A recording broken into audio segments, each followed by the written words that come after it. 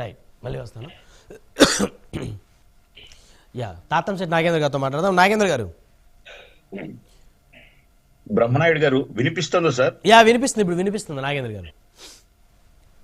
నేనేమంటానంటే ఇప్పుడు బ్రహ్మనాయుడు గారు ఆంధ్ర, ఆయనకు బెజవాడ అడ్డాగా చుట్టుపక్కల పాలిటిక్స్ అన్ని చిన్నప్పటి నుంచి. యా, మ్యూట్లో పడింది, మీ వాయిస్ మ్యూట్లో పడింది నాగేంద్ర గారు. హలో. యా నాగేంద్ర గారు కంటిన్యూ చేయండి. ఆయన నేర్చుకుని కొంచెం జర్నలిజం చేస్తున్నారు. ఇప్పుడు ఉన్నట్టుండి బ్రహ్మనాయుడు గారిని బాగా ప్రమోషన్ ఇచ్చి ఒరిస్సాలో పెడితే ఎట్టుంటుంది సార్? అసలు అంటే అక్కడ ఆ ప్రాంతం, ఆ పరిస్థితులు తెలియాలి కదా. ఫీడింగ్ తీసుకొని చేయాలి. గాని నేను అదే అంటున్నా, ఇప్పుడు అనిల్ కుమార్ యాదవ్ కు నెల్లూరులో టౌన్ లో అంటే ఏ వార్డులో ఎవరు అనేది తెలియజేయగలరు. నేను ఇది అంటాడు, ఇది మోనోపోలీ అనరా అంటే నేను ఆడిపోయి చెప్పినాను, నిన్ను చూసి 1000 ఓటు, నన్ను చూసి గాని నువ్వు వెళ్ళు అంటే 100% వాళ్ళ యొక్క సార్ 100% వాళ్ళ యొక్క రాజకీయ వాళ్ళకున్న పరిణితి మీద ఈయనకు పని లేదు. అంటే ఒక స్కూల్ పిల్లలు వీళ్ళు, నువ్వు పోయి ఏ సెక్షన్ లో కూర్చోపోతే కూర్చోవాలి, బి సెక్షన్ లో కూర్చోపో అంటే కూర్చోవాలి. ఇది దారుణం కదా అంటున్నాను నేను. అది అర్థం చేసుకోకుండా అది కాదండి ఇది కాదండి అని చెప్పడం తప్పు. నేనేందంటే ప్రతి రాజకీయ నాయకుడికి ఒక పొటెన్షియాలిటీ ఉంటది, ఒక ఇది ఉంటది. ఇప్పుడు విధి లేకపోతున్నారు అంతే సార్. వాళ్ళు ఏం చేశారంటే ఎక్కువ అంటే ఎగిరిగిరి దంచిన అదే కూలి, ఎగరకుండా దంచిన అదే కూలి అని ఎగిరిగిరి దంచారు 4 ఏళ్ళు. ఇప్పుడు బయటకు వస్తే వాళ్ళని అసలు వేరే ఓటర్లు కూడా విశ్వసించారు కాబట్టి అదేదో చేతులు కట్టుకుని ఆయన చెప్పిన కాడికే పోదాం, ఓడిపోయినా గెలిచినా అని పోతున్నారు తప్ప వాస్తవంగా ఏ ఒక్కరి మనసులో సంపూర్ణంగా అక్కడ పోయి పోటీ చేద్దాం, కంటెస్ట్ చేద్దాం అని అయితే లేదు. ఇది నిజం. నేను ఎందుకు చెప్తున్నానంటే ఇప్పుడు నరసరావుపేటకు మీరు వెళ్ళారు, రేపు పొద్దున్నే ఎలక్షన్లకు దండం పెట్టుకుని రావాలి. నరసరావుపేటలో గత 10 సంవత్సరాలుగా ఉన్నటువంటి సాగునీరు, తాగునీరు, రైతుల సమస్య ఎవరో రాసిస్తే మాట్లాడాలి కానీ నీకైతే అవగాహన లేదు కదా. సరిహద్దులు కూడా తెలియవు. అనిల్ కుమార్ యాదవ్ గారికి నరసరావుపేట గాని, పల్నాడు జిల్లా గాని సరిహద్దులు కూడా తెలియవు. అది నేను అంటున్నా. ఇది ఇది ఇది ఇది ఎందుకు జరుగుతుంది? జగన్మోహన్ రెడ్డి గారి బ్లండెడ్ గా ఒక సర్వే చేయించుకున్నాడు. అవును, సర్వే చేయించుకొని సార్ ఇక్కడ ఆయనకు బాగలేదు, లేదా ఇక్కడ ఆయన యాదవ్ కాబట్టి అక్కడ కొంచెం యాదవులు ఎక్కువ ఉన్నారు, ఆడికేస్తే ఈ యాదవ్ని తీసుకుని ఆడు వాడదాం, మీ వాడు అని చెప్తాం. ఇటువంటి తప్ప వాళ్ళ యొక్క వాళ్ళకున్నటువంటి రాజకీయ అవగాహన కానీ వాళ్ళ స్థానికత్వం కానీ ఆయనకి సంబంధం లేదు. ఫర్ ఎగ్జాంపుల్ చెవిరెడ్డి భాస్కర్ రెడ్డి, ఆయన చంద్రగిరిని దోచేశాడు, కొడుకును పెట్టాడు. ఇప్పటికే అంటే ఇప్పుడు గెలిచక ముందే కొడుకు ఫోటోకి వచ్చి సెక్రటరియట్ లో పెడుతున్నాడు ఆయన పక్కన. ఇవన్నీ మనం చూస్తున్నాం. ఇప్పుడు ఈయన తీసుకెళ్లి ఎవరు లేనప్పుడు ఒంగోలుకి వేశారు. ఒంగోలు ఎంత రాజకీయ చరిత్ర ఉన్న ఊరండి ఒంగోలు ఎంపీ.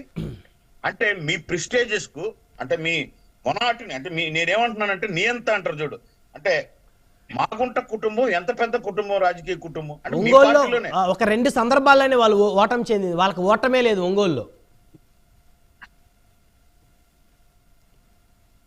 ఇక్కడ ఈయన చెప్పిన కాదంటే ఈయనకి తెలియకుండానో ఆయన ఎంపీలు పిలిస్తే, రేవంత్ రెడ్డి ఎవరో పిలిస్తే పోయిండొచ్చు.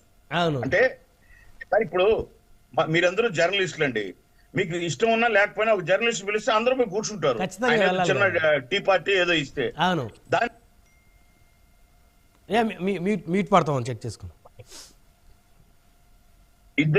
ఇద్దరు ఎంపీలను బలి చేశాడు. ఇప్పుడు ఇప్పుడు మాగుంట ఫ్యామిలీ అనేది మీ ఫ్యామిలీ కంటే కూడా ముందు నుంచి రాజకీయ పాపబండితున్నారు. రాజకీయంగా, ఆర్థికంగా, సామాజికంగా పెద్ద కుటుంబం వాళ్ళే.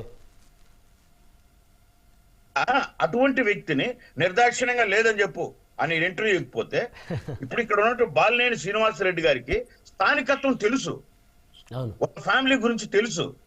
కాబట్టి ఈ చుట్టుపక్కల ఈ 5 నియోజకవర్గాలు కూడా ప్రభావితం చేయాలి నాతో సహా అంటే ఆయన ఉండాలి.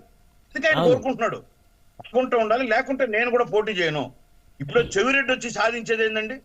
చెవిరెడ్డి వచ్చి జగన్మోహన్ రెడ్డి అంటాడు 2000 ఇచ్చే కాడ 5000 ఓటుకి ఇవ్వగలుగుతాం అంతే. అంతకు మించి ఇక్కడ ఉన్నటువంటి ఎవరు నాయకులు ఏమైనా డబ్బుతో కొంటామా? అన్ని డబ్బుతో కొంటామా బ్రహ్మనాయుడు గారు? ఎప్పుడో 1-2 సందర్భాల్లో తప్పితే ఒంగోలు ప్రజలు నాన్ లోకల్స్ ని ఎంకరేజ్ చేసిన సందర్భమే లేదు. ఒంగోలు పార్లమెంట్ చరిత్ర తీస్తే 1 or 2 times బయట వ్యక్తులు గెలిచారు, కానీ బయట వ్యక్తులకి ఒంగోలులో అసలు స్థానమే లేదు. ఇప్పుడు మాగుంట శ్రీనివాసరెడ్డి గారు, నేను మీ బిడ్డను, నాకు పార్టీలతో పని లేకుండా ఇండిపెండెంట్ గా వేస్తున్నాను, మీరు నన్ను ఆదరిస్తారా ఎక్కడో తిరుపతి నుంచి ఇక్కడ దోచుకోవడానికి వచ్చినటువంటి ఆదరిస్తారని దండం పెడితే ఏంది పరిస్థితి? అవును. అంతే, అదే జరుగుతా. నేను అందుకే చెప్తున్నా, అది ఎమ్మెల్యే కావచ్చు, ఎంపీ కావచ్చు, ఒకవేళ రిజర్వ్డ్ ఉండి అడ్జస్టెంట్ నియోజకవర్గం తప్పితే కిలోమీటర్ల దూరం పోతే ఖచ్చితంగా వైసీపీ పార్టీలో ఎవరైతే ఈ ట్రాన్స్ఫర్స్ ఎంపీలు కానీ ఎమ్మెల్యే కావచ్చు మొట్టమొదట ఓడిపోయే సీట్లు ఇవి. అంటే రేపు కౌంటింగ్ జరుగుతుంది కదా సార్, ఒంగోలు ఓడిపోయింది, నరసరావుపేట ఓడిపోయింది అని ఫస్ట్ మనం మాట్లాడుకునేది. మీరు రేపు విశ్లేషించేది కూడా ఇవే. నాన్ లోకల్స్ తీసుకొని వచ్చి పెట్టడం వల్ల ఒంగోలు ఓడిపోయింది, నరసరావుపేట ఓడిపోయింది అని చర్చించుకోవాలా సార్? ఎక్కడైనా ఇప్పుడు నేను అట్లే మాట్లాడుతున్నారని సింగళూరు ప్రసాద్ గారు కూడా అనుకోవచ్చు. మేము కూడా ప్రజారాజ్యంలో ఇక్కడి నుంచి శ్రీరామచంద్రని తీసుకొచ్చి మచిలీపట్నంలో పెట్టినాం. మేము అనుకోవడం ఏంటంటే ఆయనకు అంత పెద్ద స్థానం ఇక్కడ అడ్జస్ట్ చేయలేక పంపించాడు చిరంజీవి గారు. అవును. కానీ విపరీతంగా ఆదరించినారు ప్రజలు. దాదాపు 2,70,000 ఓట్లు వచ్చినాయి ఆయనకు. అంతేగాని అదంతా అభిమానంతో గెలిచలేదు, మీరు గుర్తుపెట్టుకోండి. అది కూడా చిరంజీవి గారి మీద ఉన్న అభిమానంతో 80% ఓట్ బ్యాంకు ఆ సామాజిక వర్గమో లేకపోతే మిగతా సామాజిక వర్గంలో ఆయన అభిమాన గణమో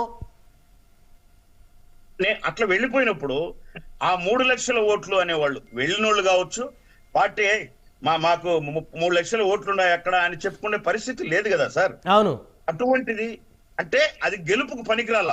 ఆ రోజు ఫస్ట్ టైం వచ్చిన చిరంజీవి గారు ఆయన మీద ప్రాణంతో, గుండెల నిండా, కన్నుల నిండా అభిమానంతో వేసినా గాని బందరు ప్రజలు గెలిచలా, మచిలీపట్నం ప్రజలు గెలిచలా.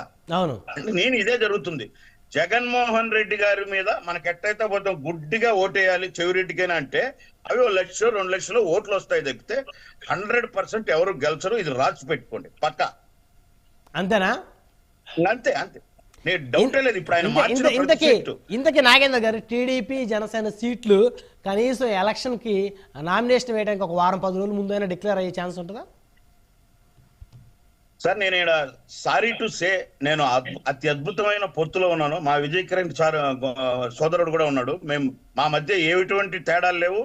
మేము నాయకుల యొక్క లైన్ మీద పోతున్నా. మీరు అడిగారు కాబట్టి బ్రహ్మనాయుడు ఏదో ఒకటి మమ్మల్ని తెలుపుతాడు కదా, కాబట్టి నా మనసులో మాట చెప్తున్నా. నేను ఏంటంటే చంద్రబాబు నాయుడు గారు, నేను పెద్దలు, ఆయన చాలా గౌరవం మాకు. మీ రాజకీయంగా మీరు చూస్తే ఏ ఎలక్షన్ లో అయినా నేను మారిపోయినా ఈ కార్యకర్తల మనిషినే అంటాడు. కానీ ఎందుకో చివరి వరకు నాంచుతాడు సార్. అక్కడ ఒకటి hit out or get out తప్పదు కదా, రేపు ఎన్నికల దగ్గరికి పోవాలి కదా. నా పర్సనల్ అభిప్రాయం ఇది, నేను నిజంగా తప్పుగా అనడం లేదు. విజయ్ కిరణ్ గారికి కూడా చెప్తున్నా. అంటే ఇప్పుడు వాళ్ళు 5 లిస్టులు వేసినారు. మీరు నా మనసులో ఏముందంటే నేను డైరెక్ట్ బ్రహ్మనాయుడు గారితో సోదరుడు విజయ్తో పంచుకుంటున్నా.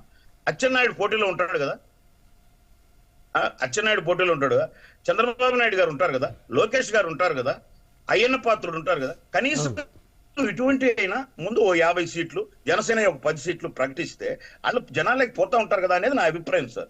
మరి అది ఎందుకు నేను ఇప్పుడు అనుకుంటున్నా, నిన్న ఒకటి రేపు ఒకటి మీటింగ్ జరుగుతుంది.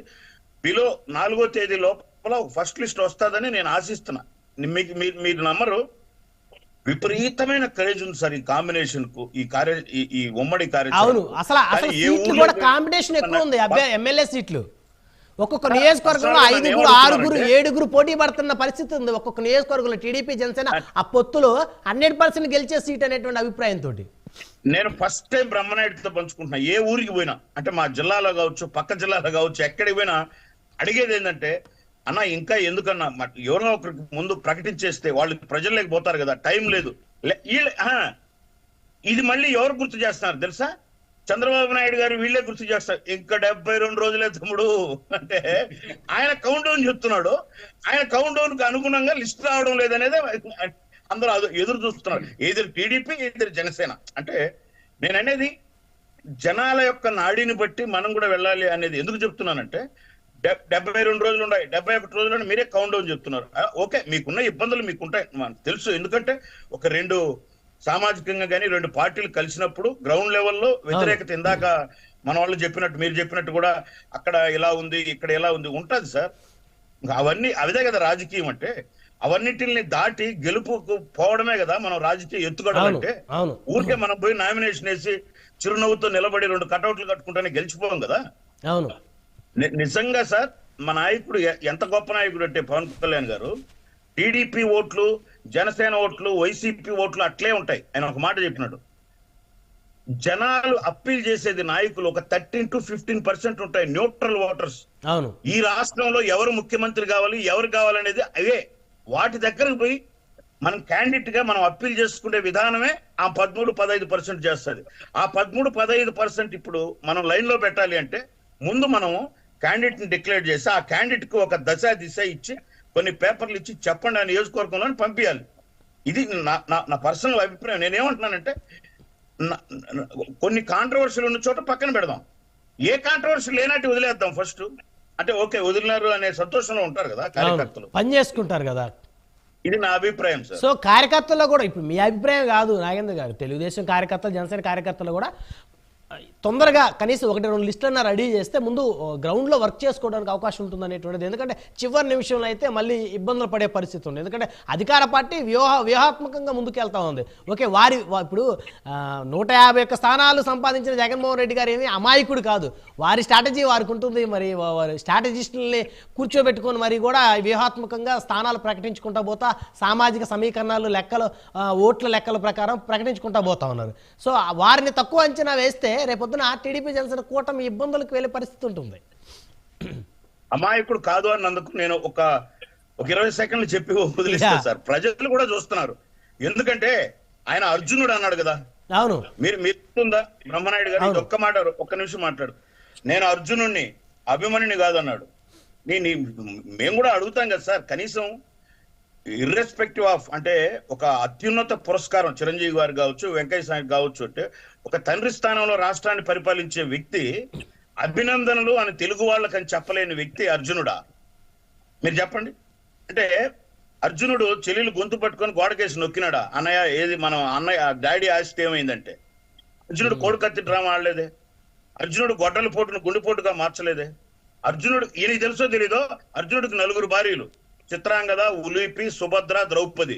వీళ్ళని కూడా కార్లు, టైర్లు అంటాడేమో. మేము కూడా రెడీగా ఉన్నాం సార్ అర్జునుడు రా అని. పరదాలు దాటి అర్జునుడు ఎప్పుడు పరదాల్లో పోలేదు, డైరెక్ట్ పోయాడు. ఇంకోటి, అర్జునుడు విరాట పర్వంలో దాక్కున్నాడు బృహన్నల వేషం వేసుకొని. ఎవరికైనా ఒక స్టేజ్ వస్తుంది కదా సార్. నేను అదే అడుగుతున్నా. ఈయన ఉన్న చంచలు కూడా జైలు వెనకల విరాట్ నగర్ అనే వీధి ఉంది. నాకు తెలిసి ఈయన ఇంకా నెక్స్ట్ ఈ వేషం వేసుకొని అడిగిపోతాడేమో అని నేను కూడా అంటున్నా. ప్రజలు విశ్వసించే పరిస్థితి లేదు సార్. నేను బటన్ నొక్కినాను, అంత క్లియర్ గా ఉన్నారు. మీరు చేసిన నా ఎస్సీలు, నా బీసీలు, నేను ఇంకా రాజకీయాలు పోను కానీ మీరు ఇప్పుడు మిమ్మల్ని నేను అర్జునుడిని, నేను సవ్యసాచిని, 2 చేతులతో బాణాలు వేస్తాను, వేయండి. మరి మీరు వేసిన బాణాలు ఎన్నికొచ్చి గుచ్చుకుంటున్నాయి. రైట్ వాళ్ళు సిద్ధమైపోయారు. సిద్ధమా అంటూ పోస్టర్లు కూడా వెలుస్తామని ఈ టీడీపీ జనసేన అయితే మరి ఇప్పటికి కూడా సిద్ధం కాలేదనిపిస్తుంది. మళ్ళీ వస్తాను మీ దగ్గరికి. విజయకిరణ్ గారు, వైఎస్ఆర్ కాంగ్రెస్ పార్టీ సిద్ధమైపోయింది, సిద్ధమా అంటూ సవాల్ విసురుతా ఉన్నారు.